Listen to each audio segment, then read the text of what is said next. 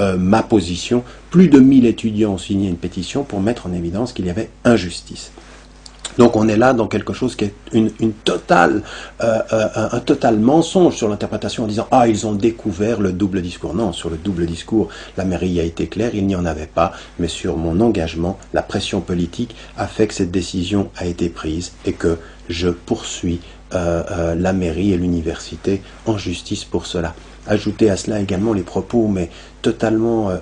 réducteurs et simplistes sur la personne de Hassan el-Banna, mon grand-père, et sur les frères musulmans, en associant ce mouvement, d'ailleurs la personne de mon grand-père à Mussolini, dans une de ses interventions sur Internet, et puis le mouvement à un mouvement fasciste, qui ne correspond à rien à ce qu'est l'histoire, et de ce point de vue-là, de la même façon que j'ai pu dire que j'inscrivais mon grand-père dans l'histoire des hommes, et qu'il y avait des choses que je reconnaissais, et un mouvement qui était un mouvement de résistance au colonialisme, de promotion de l'éducation et de spiritualité, on peut ne pas être d'accord avec le mouvement et certaines de ces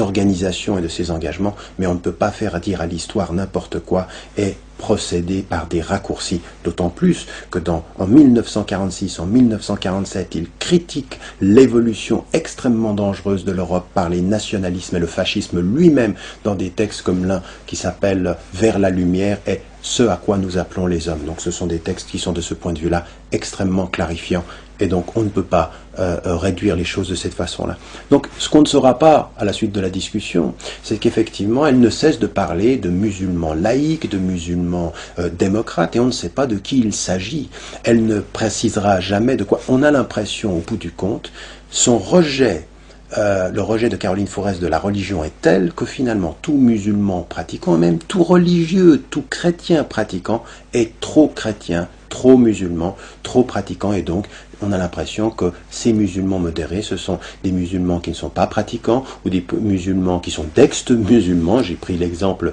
pendant l'émission de Yann Hirsi Ali, mais il y en a tellement d'autres qu'elle soutient, des personnes qui se présentent comme non musulmanes ou alors des musulmans non visibles. Alors, de ce point de vue-là,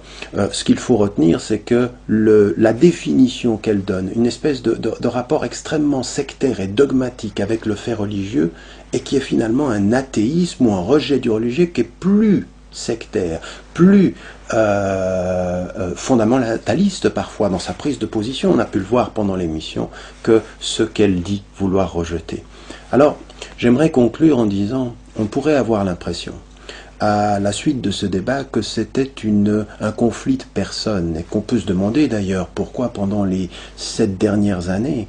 Caroline Forest est aussi obsédée par mon travail, elle nie la personne, et puis d'un autre côté, elle est obsédée par le travail, il n'y a pas une ligne, pas un article que j'écris sans que j'ai des réactions après coup de Caroline Forest. Pourquoi? Est-ce que c'est un conflit de personnes? Eh bien non, et je crois que c'est là qu'il est extrêmement important de comprendre que Caroline Forest ne travaille pas seule, elle fait partie de ces anciens de gauche, de ceux qui se présentent comme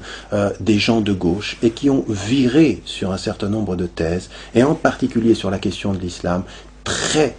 à droite et de façon sectaire. Alors on peut avoir des positions de gauche sur la question sociale, mais quand il s'agit de l'islam, quand il s'agit de l'islam visible, quand il s'agit de la parole musulmane, on est aujourd'hui en face de mouvements et on le sait, c'est des groupements qui sont partout et dans tous les pays avec exactement le même positionnement. C'est Paul Berman et Daniel Pipes aux États-Unis, c'est Douglas Murray d'ailleurs qui a reçu Caroline Forest et qui l'a fait parler ici en Angleterre et qui est connu de tous comme étant de ce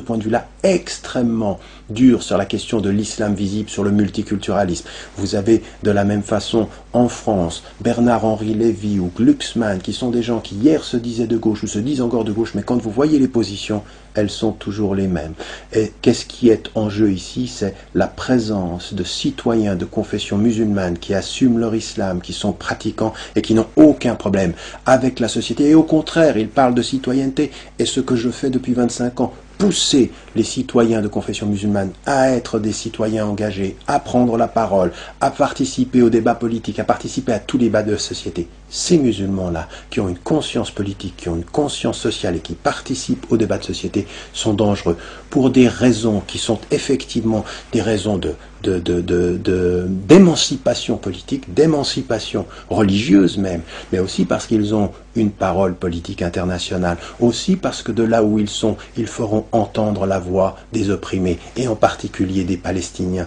On se rendra compte que partout où ces groupements sont, c'est toujours la même chose. Ceux qui critiquent la politique d'Israël sont soupçonnés d'antisémitisme. Ceux qui disent de l'islam une présence épanouie sont dangereux parce qu'effectivement, ils auront par rapport à Israël la même attitude intellectuelle, la même attitude politique que tout être de conscience, tout être de principe qui dira aux pays majoritairement musulmans quand ils trahissent leur religion qu'ils ont tort, mais qui diront à l'État d'Israël que quand il opprime les Palestiniens, c'est inacceptable. Ce sont ceux-là qui sont dangereux et ce n'est pas du tout un conflit de personnes. La question est beaucoup plus profonde que cela. C'est un débat d'idéologie. Et ce qui m'intéresse aujourd'hui, c'est de continuer à faire le travail que je mène depuis 25 ans de clarification, d'appel aux citoyens de confession musulmane à devenir des citoyens. Finalement, ce que je dis assez clairement dans le dernier livre, Mon intime conviction, et je le dis dans le dernier livre également, il y a des fronts, il y a des opposants,